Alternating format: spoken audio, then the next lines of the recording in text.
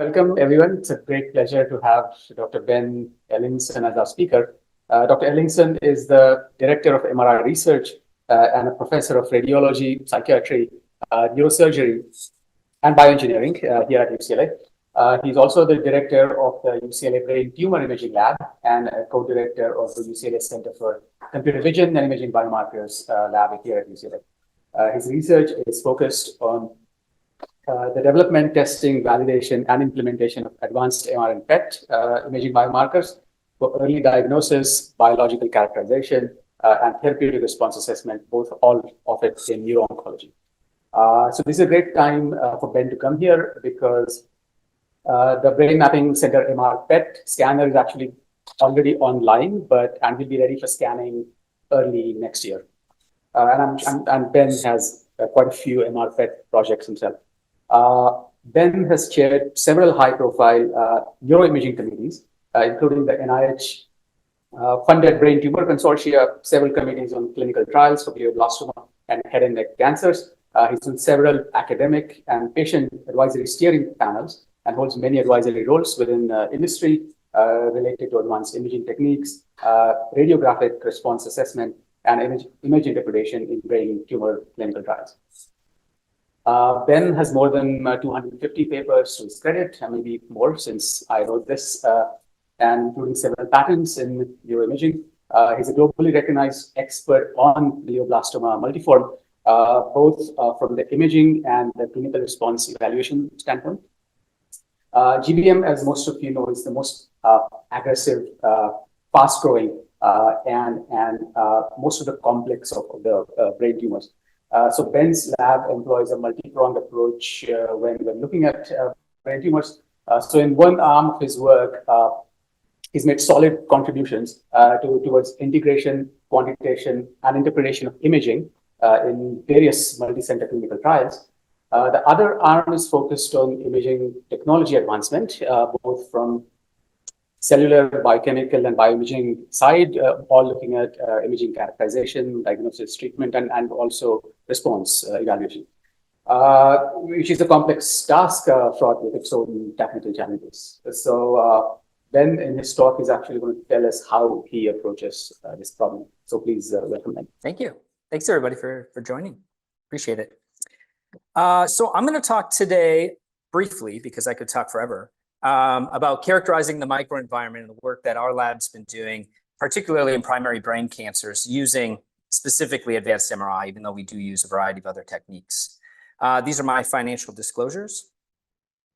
And so, as was mentioned earlier, glioblastoma is a devastating disease. The median overall survival is very low, ranging anywhere from 12 to really 24 months. It has changed slightly over time, and we do have a couple of sort of effective therapies, and they've only sort of advanced our patient survival months at a time. And so this is really an important aspect of drug development and neuroimaging. And what we think is that these tumors form in what's called a peravascular niche. And so this peravascular niche is an area near existing blood vessels where tumors start to grow.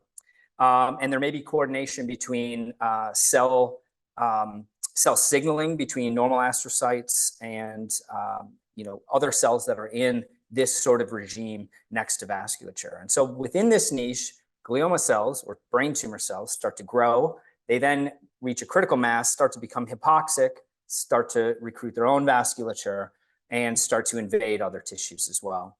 And so this concept of the tumor microenvironment becomes very complex very early on. And so there are these sort of sub-niches within the tumor microenvironment that speak to each other, that result in different genetic abnormalities. And so trying to characterize them within the context of brain tumors is necessary for us to have effective therapies and to monitor what's going on, not only with tumor cells, but within their natural environment. And so we use multimodal PET and MRI imaging to provide unprecedented information about the tumor microenvironment and its response to therapy. Unlike other types of cancers, we use MRI and PET imaging routinely clinically because we can't go in and biopsy every time we give a new treatment. We really only get about 1 or 2 surgeries on these patients. And so MRI in particular is very flexible. We can get a lot of information out of it, physiologic, metabolic, as well as anatomic information. And this can provide us information about the microenvironment and response to therapy. Now, there's a variety of different types of imaging that we can employ to kind of get different aspects of the microenvironment and the tissue conditions. We have perfusion MRI that can give us information about vascular density, size of the tumor, architecture, permeability of the vessels within the brain. We've developed some pH weighted imaging techniques that I'll discuss in a little bit that can tell us about the acidity or the pH of the microenvironment, as well as amino acid and neurotransmitter concentration. We've developed some oxygen sensitive imaging techniques that can tell us a little bit about what areas are hypoxic, which are well oxygenated, but just not using the oxygen, for example. We've got a variety of techniques to look at multinuclear MRI to look at the aspects of the chemistry of the microenvironment, sodium in particular, we've been developing here at UCLA, as well as metabolism. And then we can employ things like diffusion MRI to look at cell density, viscosity of the environment, proton spectroscopy to look at metabolism, cell state, elastography to look at mechanical properties as well. And really there's too many to kind of go into detail. But we can also use these different aspects and combine them judiciously to really understand what areas are, for example, hypoxic yet well vascularized and different areas like that. So there's a way that we can combine these as well to give us some information. And so today I don't have enough time to kind of go into all the different aspects of the different things that we're doing. So I'm going to focus on these first four and how we're kind of using it and how they sort of build on each other to give us a picture of that microenvironment. So the first thing to know is that glioblastoma, high-grade malignant primary brain tumor, is really highly vascularized. I mentioned most of these tumors arise near the vasculature. And as these tumors grow, they co-opt existing vasculature, they develop their own vasculature. They also break down what's called the blood-brain barrier. So in the brain, the vasculature is very highly organized, very tightly sealed. So toxins and other things can't get into the brain and cause damage. This is both a blessing and a curse. So, it's a blessing we keep out environmental toxins and things like that, but it's a curse because in brain cancer, we can't get effective drugs into the brain to actually target these tumors. So that's a real big issue is that blood-brain barrier. But as these tumors grow, they become highly vascularized. You can see it on this histologic or autopsy image here in the middle. And then that results in the ability for us to use gadolinium-based contrast agents to look at abnormal vasculature, breakdown of the blood-brain barrier, at least localized breakdown, and understanding of where the tumor might be localized. So one of the tools that we've been using for decades now to look at perfusion or vascularity within the tissues is called dynamic susceptibility contrast perfusion MRI. The idea is that we collect a series of dynamic T2 star weighted gradient echo images. So these are very similar to your fMRI sequences that you use. And we acquire some baseline images prior to injection, and then we dynamically inject a bolus of gadolinium-based contrast agents. We collect that data during that bolus injection and then afterward as well. And so what happens is gadolinium-based contrast agents in large concentration create a susceptibility gradient between the vasculature and the surrounding blood water. And as contrast passes through the vasculature, it causes spoiling of the MR coherence. And so we get a dark spot as contrast passes through the vasculature. This is a picture here just showing, these dynamic T2 star weighted images. This is a patient with glioblastoma, a pretty bad one, kind of protruding out of the skull here. And we convert that dynamic signal into a change in relaxation rate. We then integrate that to get blood volume. Here's the dynamic images before, during, and after injection of contrast. So you can see everywhere that turns dark is where it has a lot of vasculature or a lot of blood volume. And you can see it adds a little bit of different information from just looking at the leakiness or where contrast is leaked out on these post-contrast T1 weighted images. So we can see and quantify actual relative cerebral blood volume or RCBD. And this is used clinically and routinely for brain tumor monitoring, again, for decades. We can also look at blood flow. That's another parameter that we can get out of this dynamic susceptibility contrast. And that's used pretty routinely in stroke as well. So you've probably seen these images of blood flow, blood volume in stroke imaging. Now, our lab has developed a multi-echo echoplanar acquisition scheme called spin and gradient echo, or SAGE EPI. And in this technique, we use we collect multiple gradient echoes as well as an asymmetric spin echo and a spin echo during the same pass of the bolus. So we're able to get basically 4 simultaneous data points during the passage of the bolus. What that can tell us is we know that gradient echo echoplanar imaging is really sensitive to vessels of all different sizes. The larger the vessel, the more of an effect that we see. But we know that spin echo echoplanar imaging is more sensitive to microvasculature, where we don't get rephasing of the spins. And so we can use the combination of these two acquisitions to actually estimate the size of the vessels or average size of the vessels within the underlying vasculature. So we did a series of experiments where we, used this technique prospectively in patients and went in and did image-guided biopsies of different areas of the tumor that we thought were interesting, and stained with CD31, which is an endothelial vascular marker. So it tells us where these blood vessels are localized. And we were able to show in this study that our measures of cerebral blood volume, which we can also get from this acquisition, were highly correlated with vascular density, as we might expect, the volume of vasculature. And then this vessel size imaging technique that uses this multi-echo readout was sensitive to vessel caliber, or the diameter of the underlying vasculature.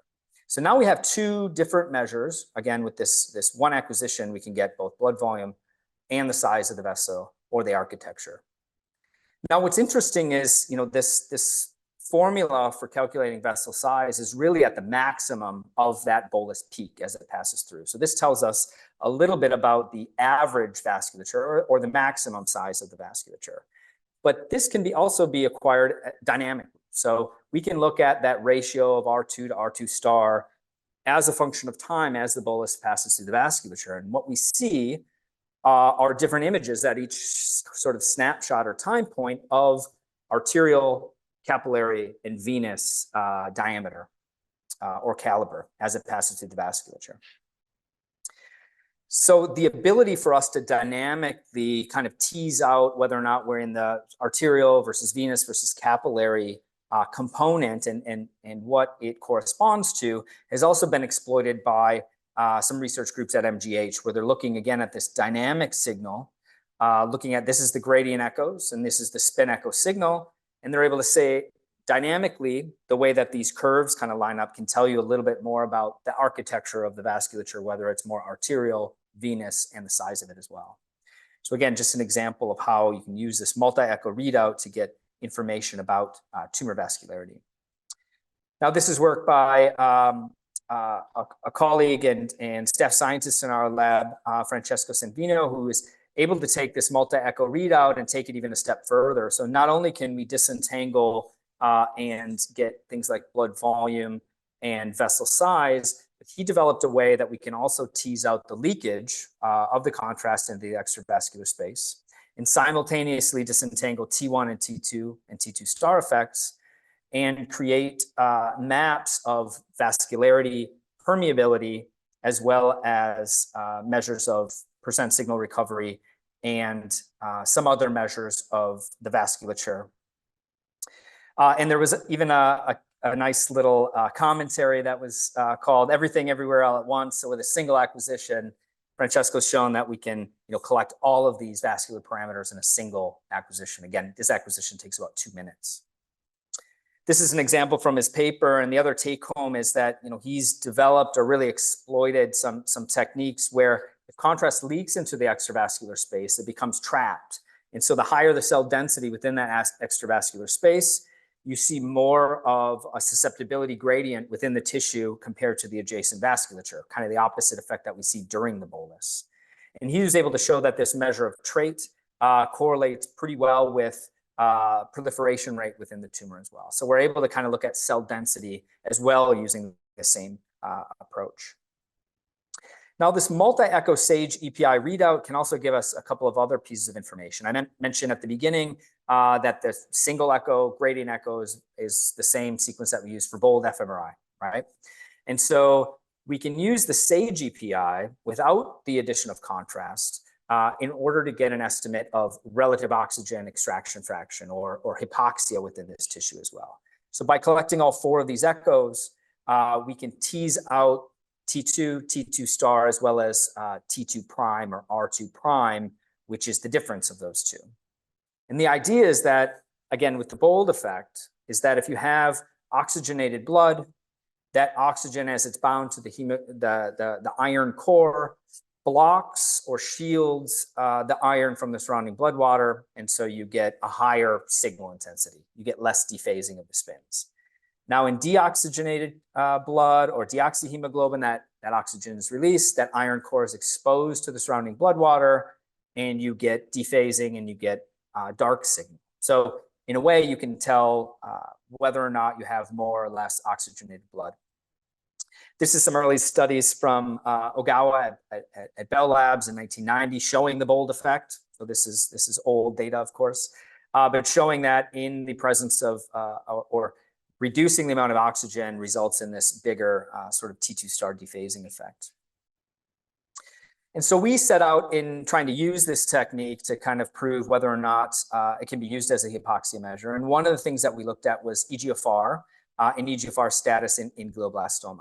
So EGFR is endothelial growth factor receptor, and it's amplified or altered in about 50 to 60% of glioblastoma. So it's thought to be an aggressive subtype of glioblastoma that people are developing drugs to target. And hypoxia in this microenvironment triggers EGFR expression. So again, it's involved in tumorigenesis and angiogenesis as well. And so we theorized that by using this multi-echo hypoxia sort of imaging, we might be able to see or differentiate EGFR status between these patients. This is some data from Talia, a graduate student that graduated last year. And she was able to show that in both contrast enhancing areas and non-enhancing areas, those with EGFR amplified or mutated tended to have a higher value of this R2 prime, which again is proportional to oxygen extraction or hypoxia. So again, kind of supporting this hypothesis.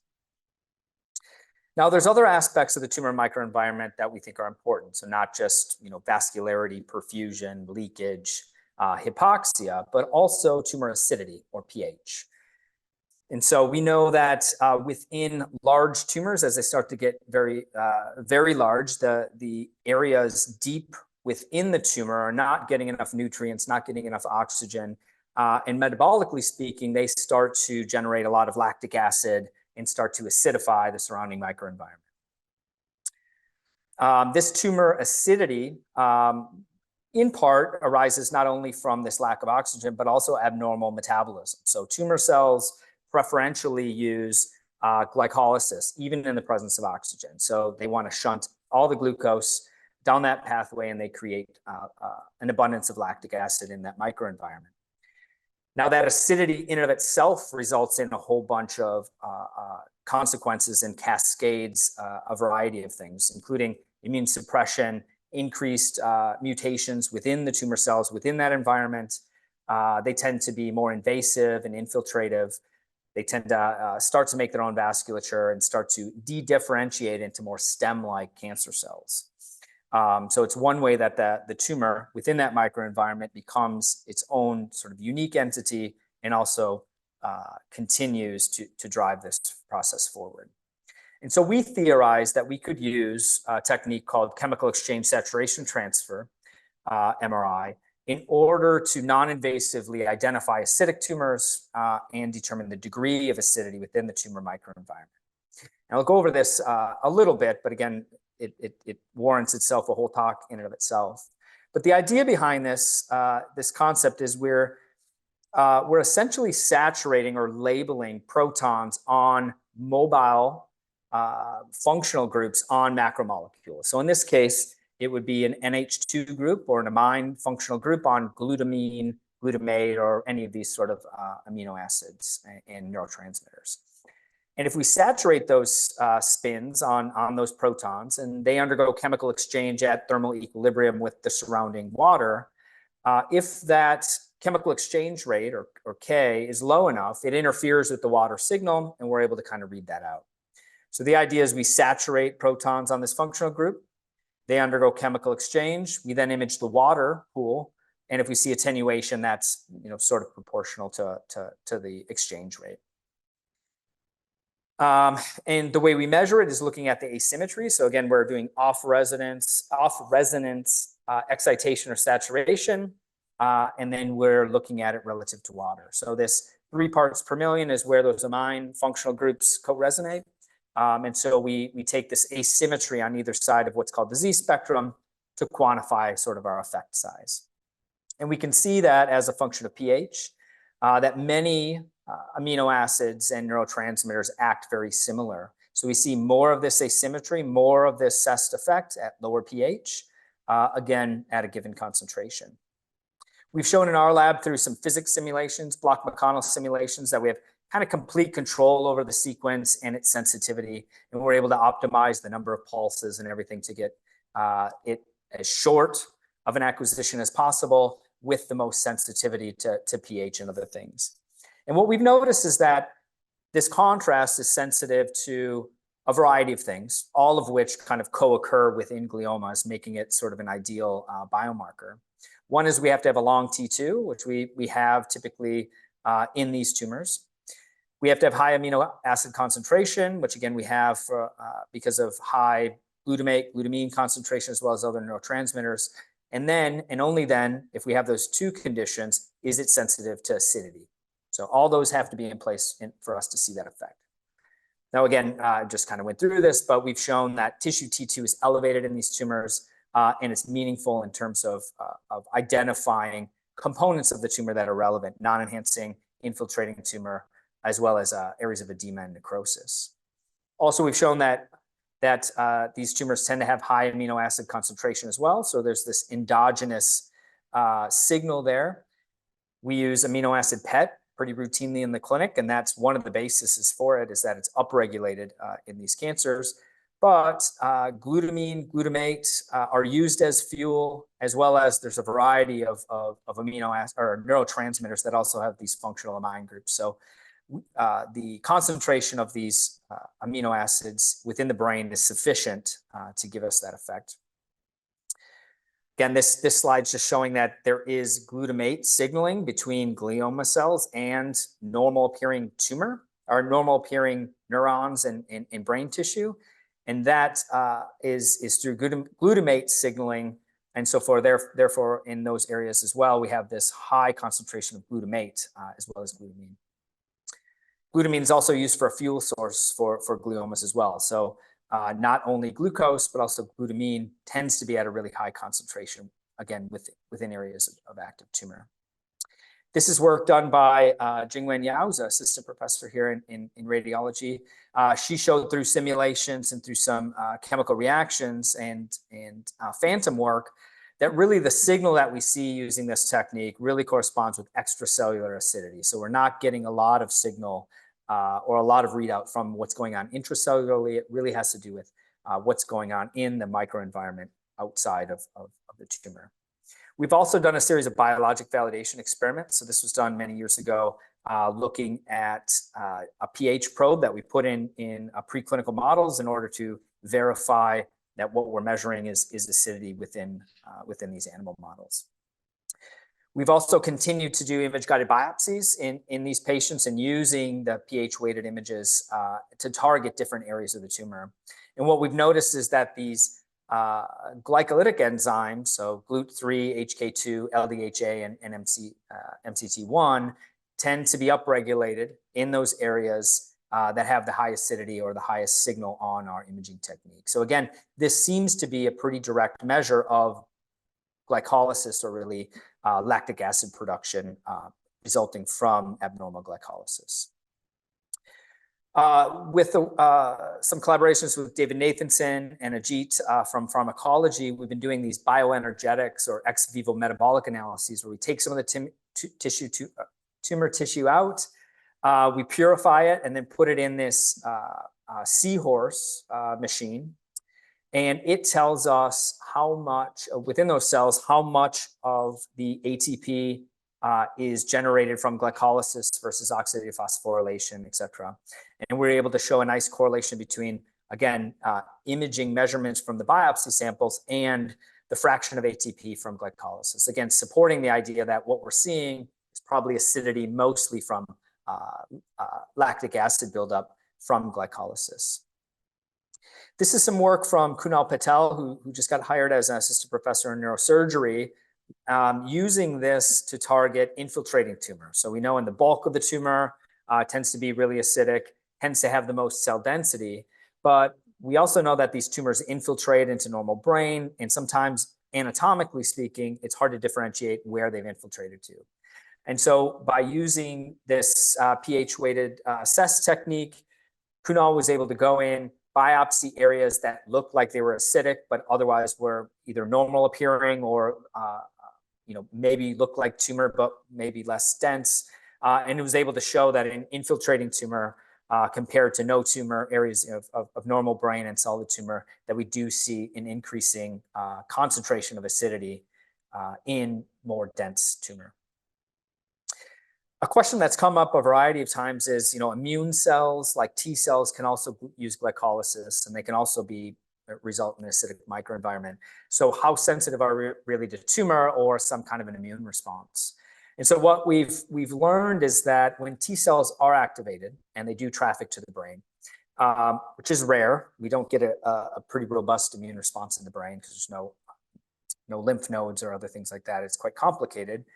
But by the time those T cells make it to the brain, they're not using glycolysis. So glycolysis is used in T cells and other immune cells at the lymph organ level to proliferate. Once they target and traffic to their final destination, they no longer use glycolysis. And so what we've identified here, these are only 3 patients so far, but with single cell RNA-seq, that most of the areas of high acidity correspond to programs and genetics that are consistent with tumor and not other types of cells. So what we're measuring here is really areas of active tumor, likely areas of immune suppression as well. This is another set of data here showing that in purified cells, we're able to isolate those that are CD45 positive or sort of macrophages or immune cells, and those that are clearly tumor cells, and we're able to show a nice association within tumor cells, but not immune cells. So again, suggesting that this is more sensitive to abnormal metabolism from tumor and less so with immune cells. And then lastly, this piece of information is new, and we're using a new PET probe that's a zirconium-labeled mini-body or antibody fragment for CD8, which is cytotoxic T cells or killer T cells. And so you can see these the immuno-PET scans here, and we're again doing image-guided biopsy. In areas where we see high acidity that we think is mostly tumor, we see very little immune cells. So this is a multiplexed immunohistochemistry array of a variety of immune markers that was collected as part of an immunotherapy trial. In areas that look like it has high uptake on this immuno-PET and low acidity, those areas have a ton of immune cells. So again, supporting the fact that the MR technique looking at acidity is probably more sensitive to tumor and less so immune cells or immune infiltrate. Now, we can take that fast, pH-sensitive CESS technique, and now we can add a multi-echo readout. And so in the same setting, we get both pH and oxygen-weighted MR images. The other benefit of this is with these 2 gradient echoes, we can calculate a B0 map, and we can do inline B0 correction for our assessed images as well. We applied this to understand some of these genetic subtypes of gliomas, specifically the isocitrate dehydrogenase 1 mutants and those wild types. And the wild types are kind of our classical glioblastoma tumors, whereas the mutants are kind of lower grade gliomas that have an abnormal metabolism that's even different from the glioblastomas.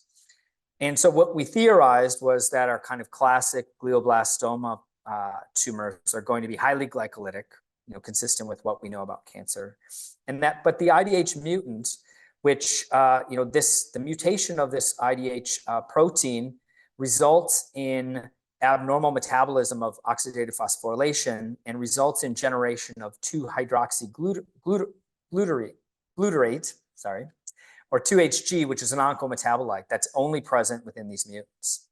That in turn blunts the effect of hypoxia, and it kind of supercharges glutaminolysis and oxidative phosphorylation. So we know biologically that this happens. So we theorized that we could use this simultaneous pH and oxygen imaging to differentiate these patients. We later on show that we can use it not only to differentiate patients, but to monitor response to therapies as well. So this is again work by Jing Wen in the back. Again, showing that these IDH mutants or the wild type tend to have high acidity, high hypoxia, and those mutants, the 1p19q co-deleted are your typical oligodendrogliomas. They have the lowest acidity and hypoxia and low metabolism. And then as it gets more and more aggressive, we see more of a shift towards glycolysis. We've now taken this approach with MR and now combining it with PET imaging to create even new metrics. So again, we're starting to kind of combine things to understand how these things co-localize and as well as what's going on metabolically and within the microenvironment. So this is work again with David Nathanson and his group and Tim Clossy and in neurology. And basically we want to create a measure of specifically to glycolysis. So we created this glycolytic index that combines the pH sensitive CEST with FDG PET that we normally do, in the clinic, and then control for use of oxygen and cell density. The idea is that FDG PET is really sensitive to glucose utilization, but doesn't care, after it gets transported through the glucose transporter, it gets phosphorylated and stuck in the cells. So we don't know the end fate of glucose. We just know that it's, it's upregulated in terms of sucking more in. And so by combining it with the pH imaging, we think we can get more specificity for the process of glycolysis and less dependence on just overall glucose metabolism. So this is a little picture of how we kind of combine these things on a voxel by voxel basis, looking at FDG PET, pH CEST, as well as oxygen utilization and controlling for cell density. We applied this to a phase 2 trial of osimertinib, which is an EGFR inhibitor. The thought is that EGFR inhibition through ERK signaling transiently decreases glycolysis. So we theorized that if we did FDG PET and our pH sensitive CEST technique before and after EGFR inhibition, we should be able to see a metabolic response, and that might be proportional to the patient outcome and patient response as well. These are one patient representative scans taken prior to EGFR inhibition, and then 24 hours after giving study drug. And what you can see here is a slight reduction. Again, this drug wasn't very potent, but you do see a slight reduction in FDG uptake. You do see a reduction in acidity. When we combine all of this sort of information, you do see sort of a visual and quantifiable decrease in glycolysis. And the degree in which we saw a decrease in this glycolytic index was proportional to the patient's progression-free and overall survival, at least in this small subset of the study. We then went on to now test this in more potent EGFR inhibitors that have been developed here at UCLA as well. The last thing I want to kind of talk about is our ability to combine this as well as other nuclei to, again, get a better sense of the kind of chemistry of the microenvironment. So we know that these solid tumors, once they grow large enough, they not only become hypoxic or have low partial pressure of oxygen, low pH or high acidity, but they also have an increased concentration of sodium within these areas as well. And this increase in sodium occurs partially from altered metabolism through some of the same mechanisms that we see increased acidity. Also, membrane potential depolarization results in increased extracellular concentration of sodium. Reduction or changing in cell volumes. Again, this is most of the sodium's within the extracellular environment. So reduction in or changing of the cell size or shape can also result in increase in extracellular sodium concentration. The process of tumor cell motility or invasion also involves the use of sodium. proliferation as well as inflammation. So all of these processes that we know are present within gliomas also result in an increase in this extracellular concentration of sodium.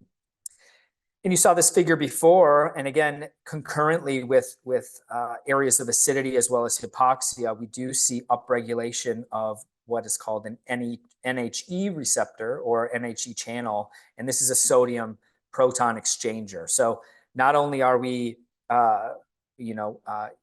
kicking out lactic acid and abundance of protons, but we're also kicking out protons through this other process as well. So as part of this, as part of a DoD-funded grant, we wanted to look into whether or not we could combine sodium MRI at 3T with our pH and oxygen imaging in order to get sensitivity to this receptor or this the channel NHE1.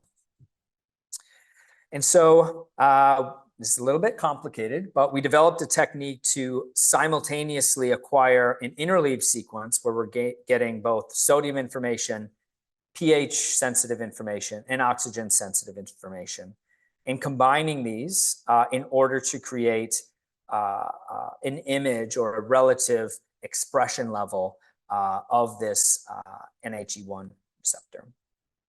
This is some preliminary data. Again, it's an ongoing study right now, and we're again doing image-guided biopsy and correlating it with expression of NHE1 within the tumors. And so with this technique, we're able to show, at least in these couple of patients here, that there is a difference in expression level between those biopsy samples that show high, again, combined imaging signal and those with lower imaging signal. So again, just to bring it kind of full circle, one of the goals in our lab is to really characterize the brain tumor microenvironment. It's very complex and has serious implications on therapeutic efficacy. And so there's really a need to kind of not only quantify, but visualize the interaction between these different parameters. And so advanced MRI is one of the tools that we can use, and multimodal MRI specifically, to combine and quantify these various aspects of the microenvironment. And these combinations, again, can be used as imaging biomarkers. I showed you a couple of examples therapeutically. A lot of things are kind of ongoing with different immunotherapies as well. But the idea is that maybe we can characterize and predict who will respond to different therapies, or identify targeted therapies that might work in these subset of patients. So with that, I want to thank my lab for coming, all the funding that we have, and thank you again for the invitation. Appreciate it.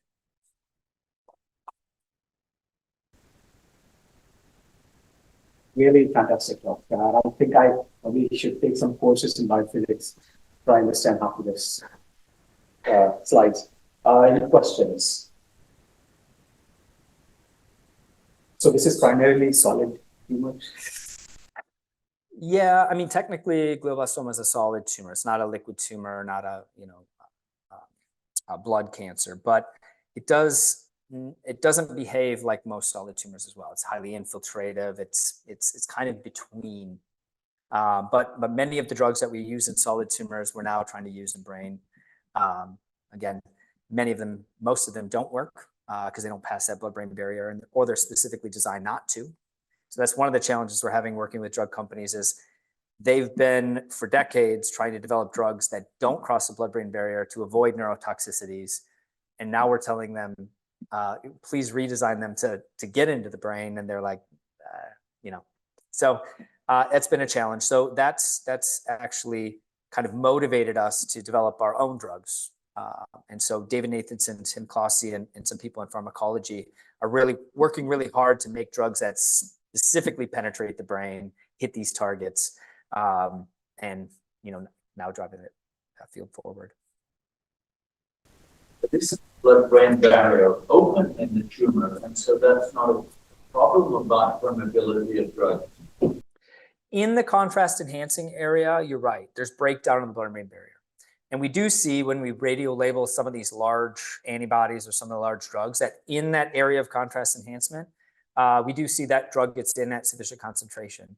The problem is the non-enhancing and the infiltrating part. So, there were studies like in the 50s, 60s, 70s where they did hemispherectomies, right? You just take out all the tumor on one whole hemisphere or take out the whole hemisphere.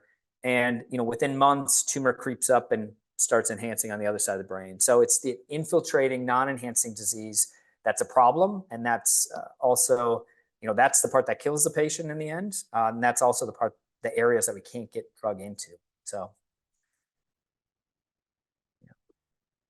it's another reason why in brain mets, for example, metastatic tumors that go to the brain, they tend to be well circumscribed, enhancing, but the blood tumor barrier is compromised. These drugs tend to work better there because they're not infiltrating into the brain parenchyma as much. So they tend to be more effective in mets than primary.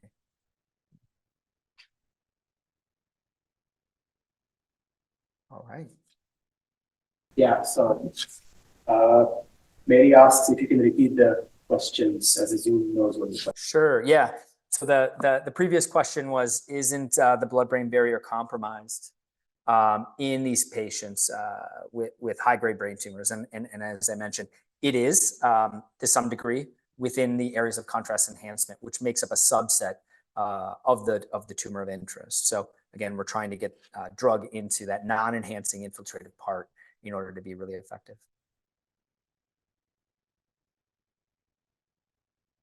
All right. So this interview sequence, Yeah. pH, oxygen, and now sodium. Yeah. So yeah, what are the technical difficulties? Well, the major technical difficulty, yeah, is all MRI, all at 3T. The major technical difficulty we've run into is the coil itself. So we're able to do it with certain coils that have parallel transmit and receive, but in our sodium coil that we have clinically, it's only a receive only, so we can't interleave it and so we have to collect it a little differently, but so there's some technical issues associated with it. Also trying to, we also have a radial version of it that's collected radially that we're going to try in the body. And with that one, we can really, we get a lot more efficiency. So one of the things that we wanted to do was, these sodium scans take 20 minutes alone to acquire. Instead of collecting it sequentially, if during every, spoke or every line of case space that we collect with sodium, maybe we can collect a whole bunch of proton and speed it up by interleaving and make it more efficient. And in the end, we get some efficiency, but we get more if we do a radial or a spiral acquisition and interleave them. Again, some technical details, but. And these are standard coils, 32 short channel. No, they're custom made coils from a vendor, and it varies. So we have one that's multi-channel protons, and they're all single channel sodiums, but we're trying to work with them for multi-channel sodium and protons, so we can do this and use parallel imaging and acceleration at the same time. So, but the coil itself is $250,000 for just the coil, right? So it's that's another challenge, trying to raise money to get the right. And so you can do anti-rage as well on these coils? Yeah, yeah. Would you run standard MRI protocols, fMRI diffusion? On that same coil. Yeah, that was the idea. We've run into a couple of technical issues where the coil had an issue. We had to send it back, so it's not completely clinically ready. But in theory, we've had patients that go through and you do the whole proton exam and the sodium without having to swap out the coils. So that was the original intent. But again, it's not a Siemens coil, it's a third-party vendor, and there's some issues with it still, but it still works pretty well.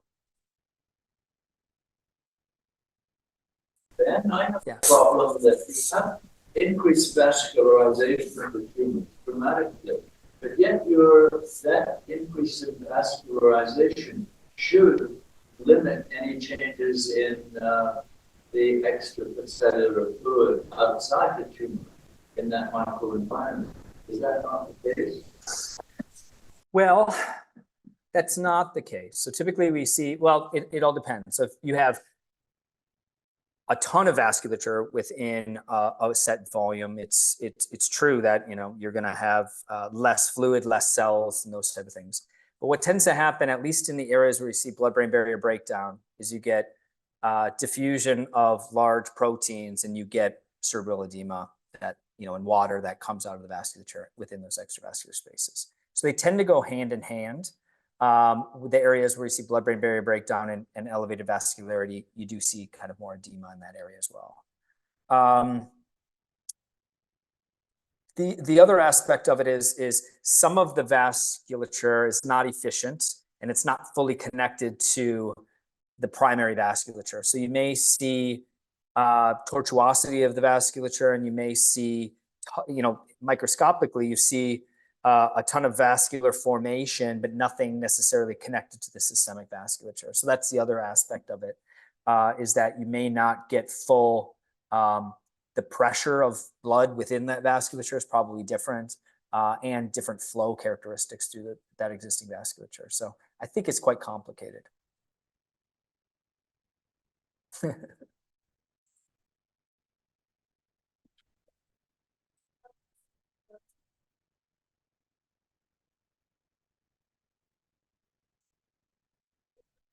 But also, how did that, discovery of genes relation? Can you repeat that again?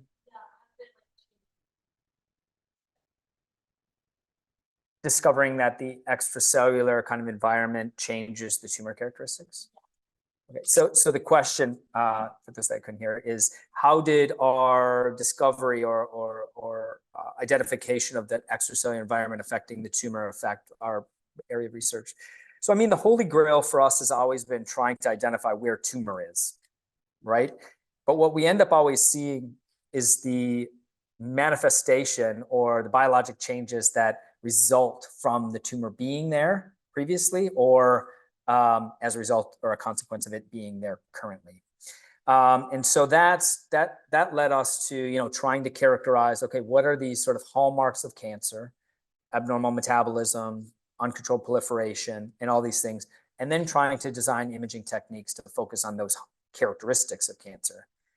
And then we started to combine those things and then started to get more interest in, okay, well, why is it like that? What's leading to what? And then, just collaborations and working with other people, we started to tailor some of these imaging to ask specific biological questions for specific drugs. So working with anti-angiogenic drugs or anti-vascular drugs, we started to develop more of the vascular imaging stuff in order to characterize the effects of those drugs.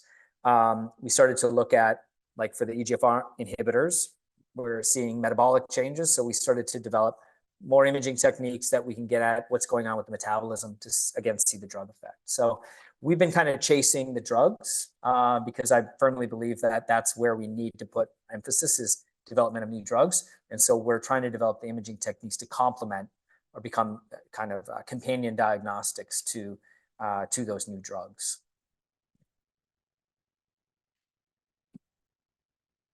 Any comment on vascular endothelial growth factor and the EGRF here? They're intertwined a little bit, but yeah, I don't really have any specific comments. I mean, there's a disconnect. So not all the EGFR amplified ones, they can still secrete a lot of VEGF. VEGF was a primary target for a really long time in GBM. We have good drugs that target it, but they create resistance very quickly, and they didn't work clinically, essentially. We know that EGFR is probably a target. Now, a lot of drugs have failed in brain tumors, and so the field itself has become biased, saying that it's not relevant or not targetable in GBM. So we've had a lot of failures. Like 91% of phase 3 trials have failed, similar to like Alzheimer's, right? It's like nothing works.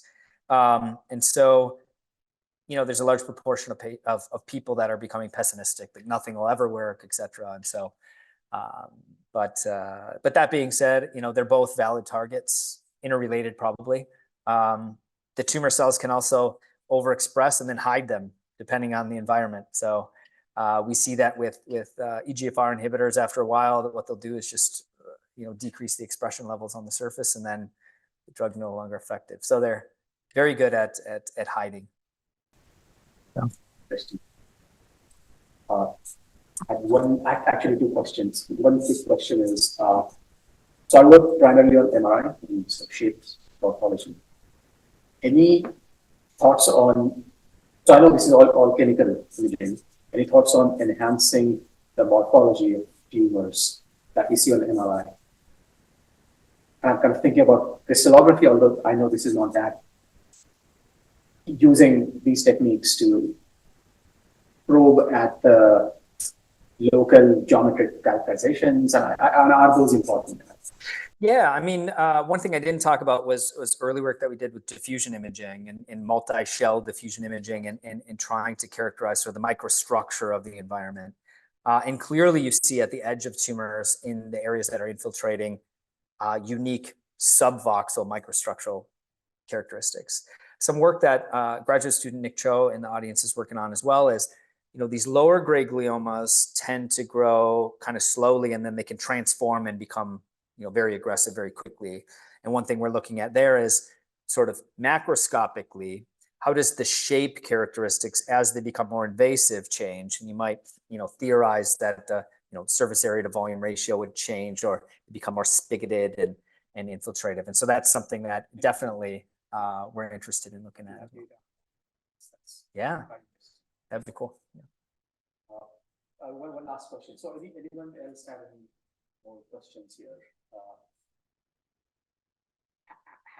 What are the implications for behavior? So this is completely off tangent question. In healthy controls, if we did this, is there some notion of psychiatric or psychopathological characteristics that could come out? I mean, is anyone, I know this is kind of way out there, but anyone kind of thinking about this? Yeah, I mean, we've thought about it. The problem is that, so we've done now with the CEST imaging, we've scanned like a couple thousand people, not only brain tumor patients, but people with suspected, that have systemic cancers, and they get a brain MRI to look for tumors and stuff like that. And we've also looked at mild ischemia, moya, and things where we might expect a little bit of acidity. And just the effect size is much lower than what we see. We have developed some ways to look at dynamic sodium and pH. So that interleave sequence allows us to kind of bin kind of things and look at it dynamically. And we're able to show, at least in like skeletal muscle, that we're able to show that we can dynamically alter it. So it could be something that could be used and looked at a little bit differently. Now that multi-echo SAGE EPI readout can easily be adapted to fMRI, right? And you get a lot more data, and you might even get quantitative data as opposed to just signal intensity over time. So that, I think, would have direct implications in other types of neurologic conditions. Yeah, the reason I asked was MRS, which has been the holy grail for whenever it achieves its potential for looking at cognition and your behavior. So something like this. It could, yeah. I think it'll take some experimenting and trying to refine exactly what we do, but definitely with some of the CEST techniques, looking at function is, particularly in the brain where you're looking at neurotransmitters and things that already have these kind of mobile protons, might be worthwhile pursuing for sure. Very cool. All right. So there are no other questions. Let's thank Ben for such a great, fascinating talk.